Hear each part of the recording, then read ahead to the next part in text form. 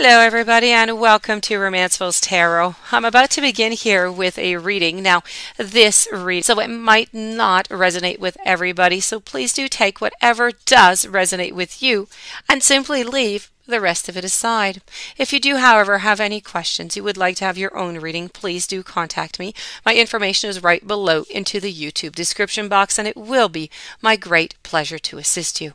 That being said, if ever you have not yet subscribed to the channel, please do click onto the subscribe button to show your support to the channel and to myself, and it would be greatly appreciated, and I do thank you in advance. So with no further ado, let's begin this reading. This is your warnings coming from the universe. Let's go see what is in store for you. Keep your temper, use your time well, impossible things, and you can't go back to yesterday. Let's begin with keeping your temper. This is about not allowing your anger to rule you. This is about being somewhat confronted to a little bit of strangeness sometimes, so much that it's unlike what you're used to, and even your own self is changing, and this is finding yourself maybe a little bit running short of patience.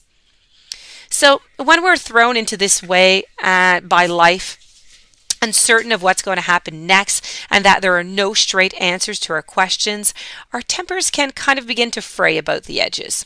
We may become a little bit irritable, short, maybe a little less patient than we would be when all is familiar and all is comfortable. Now, this is not to say, though, that anger is wrong. I'm not saying that it's unnatural, but when you're seeking the help of others, it is better for you. It is best not to get angry if they do things a little bit differently. Acknowledge your irritation quietly to yourself. Don't deny your response, but it's important that you continue to find ways to communicate with those about you. Growing angry with them is going to serve no purpose at all except to make you more lost and isolated than ever. This is about being pushed. It's running out of patience. It's feeling like the people about you, they're just not cooperative. It's evasive companions and bothersome circumstances. It's the need to keep your temper cool and in check. It's reminding yourself that you are going to go further when you harness your power and you use it, but at the right time. It's not always the right time, which is not right now, okay? So this is about taking your time, taking some patience, keeping your temper, okay? Moving on forward now to use your time well. This is about making every single moment count. Asking riddles that seem to have no answers seem a little bit like a waste of time, but sometimes it leads to discovery. And when you allow yourself to ask questions that may have no discernible answer, you might just find out some valuable things and unearth what you truly think and believe. But there's another element to this message here, and it's that people are going to waste your time. Not everybody, some of them. Not only by asking questions that have no answers, but by deliberately asking those questions intending to take up your time. Now, there are people in our lives who feel justified questioning, prying, or wasting your time. It is up to you to decide what questions are worth answering and those that serve no purpose and can be left alone. This is about being bothered by people's desire to confuse you. And when you receive this message, it is essential to create a safe space about yourself and to know that you need to do whatever you're prepared to do. What are you prepared to withdraw from, and what are you simply going to leave alone? There are many people in this world are going to question, that are just going to ask you a bunch of questions to waste your very precious, irreplaceable time. So answer only those that bring you closer to a resolution or that lead you to a greater and deeper way of experiencing your world. Some people love to feel that they're important enough to take up your time for no reason. Do not let them waste yours. This is all about someone who could be wasting your time by asking questions that they have no interest in answering. This is about people not listening or repeatedly asking for assistance, but simply not listening to your advice. Someone is wishing to take up a great deal of your time in order to feel more important, in order to feel listened to and cared about. So you do need to set your boundaries right now so this does not continue. Moving on forward to impossible things. And this is about working through disbelief, imaginative leaps, and fresh perspectives.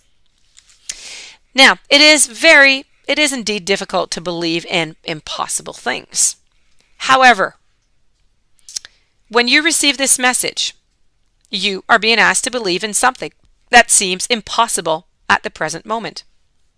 This could be a miracle. It could be something that seems too good to be true.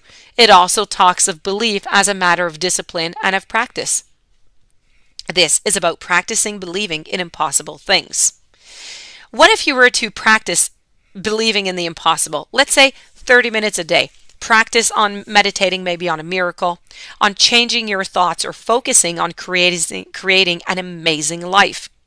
Well, you would slowly but surely expand your limits of possibility. And if you devoted a half an hour each day to creating wonderful changes within your life, what would you achieve?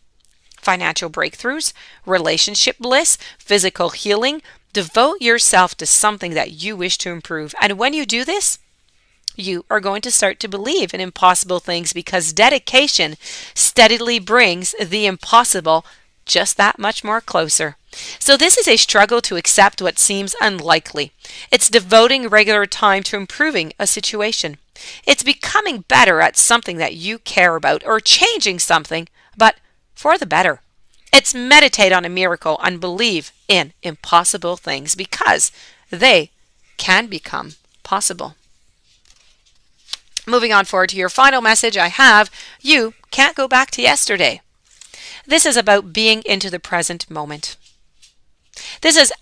You're being asked to live right now, into the present moment. You need to focusing on creating new memories, on sharing experiences, on getting to know someone and letting them know you in the present through observation, through conversation. You need to accept that you have changed. You're not the same than you were into the past.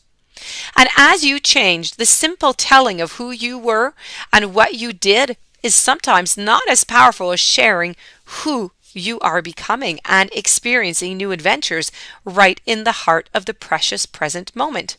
So yes, you can share your past adventures, your histories, but perhaps you were a different person then. So consider adventuring forth and fully experiencing the present with people that you have connected with. Your past is going to spill out of you when the time is right for the sharing of such things.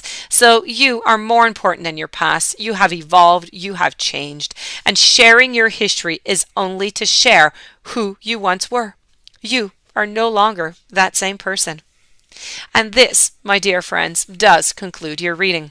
I do hope that you enjoyed. I do hope that it brought you some interesting messages. If you do have any questions, you would like to contact me, you'd like a reading, my information is right below into the YouTube description box.